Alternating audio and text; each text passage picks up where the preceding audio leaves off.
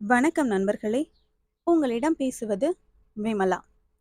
நம்ம 90ஸ்ல படிச்ச தமிழ் பாட புத்தகங்கள்ல இருக்கிற கதைகளை தான் இந்த பகுதிகளில் பார்க்க போறோம். வெற்று திண்ணை. வள்ளியும் அவளுடைய தந்தையும் பேருந்திற்காக காத்திருந்தனர். வள்ளி ஆட்டுக்குட்டியை தன் கையில் பிடித்திருந்தாள்.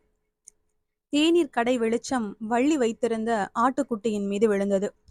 ஊருக்கு வரும் முதல் பேருந்து மெதுவாக தேநீர் கடை அருகே வந்து நின்றது. ஆட்டுக்குட்டியுடன் பேருந்தில் போகப் போவதை நினைத்து வள்ளிக்கு ஒரே மகிழ்ச்சி. பேருந்து பாம் பாம் என்று ஒலி எழுப்பியது. ஆடு மே மே என்று கத்தியது. ஏய் மணி, கத்தாதே, நாம் வண்டியில் ஏறி போகப் போகிறோம் என்றாள் வள்ளி. மூவரும் பேருந்தின் அருகில் சென்றனர். யாரது ஆட்டுக்குட்டியை வண்டியில் ஏற்றுவது? இறங்கு இறங்கு என்றார் நடத்துனர். ஐயா, வண்டியில் கூட்டமில்லையே, ஏற்றக்கூடாதா என்றார் வள்ளியின் தந்தை. சரி சரி, ஓட்டுநரை கேட்டு பாருங்கள். திரும்பி பார்த்த ஓட்டுநர் ஏற்றிக்கொள்ளுங்கள் என்றார். மூவரும் வண்டியில் ஏறினர். பேருந்து விரைந்தது. வண்டியின் குலுக்கலினாலும் சத்தத்தினாலும் ஆட்டுக்குட்டி மருண்டது. மே மே. ஆட்டுக்குட்டி வள்ளியின் கையிலிருந்து துள்ளியோட முயன்றது.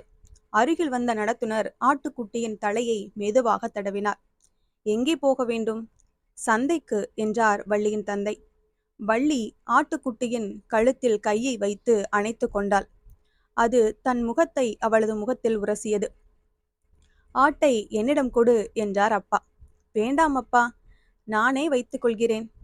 பேருந்து சந்தையின் அருகில் நின்றது. அப்பா, எதற்காக நாம் சந்தைக்கு போகிறோம்? ஆட்டுக்குட்டியை விற்க. வள்ளி திடுக்கிட்டாள். வேண்டாம் அப்பா, நான் என் மணியை தரமாட்டேன், மணி எனக்கு வேண்டும் என்றாள். திருவிழா வருகிறது, துணிமணி எடுக்க வேண்டும், செலவுக்கு பணம் இல்லை, அதனால் ஆட்டுக்குட்டியை விற்கத்தான் வேண்டும். விற்க வேண்டாம்பா, வீட்டுக்கு போவோம் வாங்க என்ற வள்ளியின் கண்களில் நீர் ததும்பியது. பரபரப்பாக ஆட்டு வியாபாரம் நடந்து கொண்டிருந்த இடத்திற்கு சென்றனர். வியாபாரியிடம் ஆட்டுக்குட்டியை விலை பேசினார் வள்ளியின் தந்தை. வள்ளி, ஆட்டுக்குட்டியை கொடு, இவரிடம் கொடுக்க வேண்டும் என்றார். நான் தரமாட்டேன் தரமாட்டேன். கண்ணீருடன் வள்ளி அழத் தொடங்கினாள்.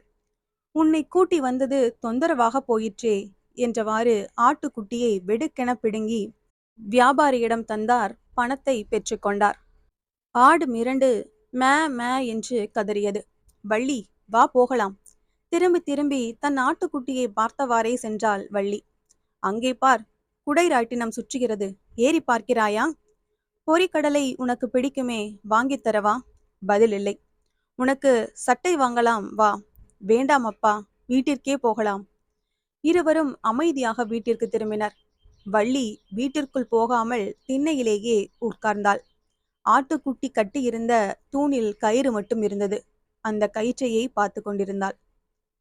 இந்த கதை உங்களுக்கு பிடிச்சதுன்னா லைக் பண்ணுங்க, ஷேர் பண்ணுங்க, சேனலை மறக்காம சப்ஸ்கிரைப் பண்ணுங்க. அடுத்த கதையில சந்திக்கலாம்.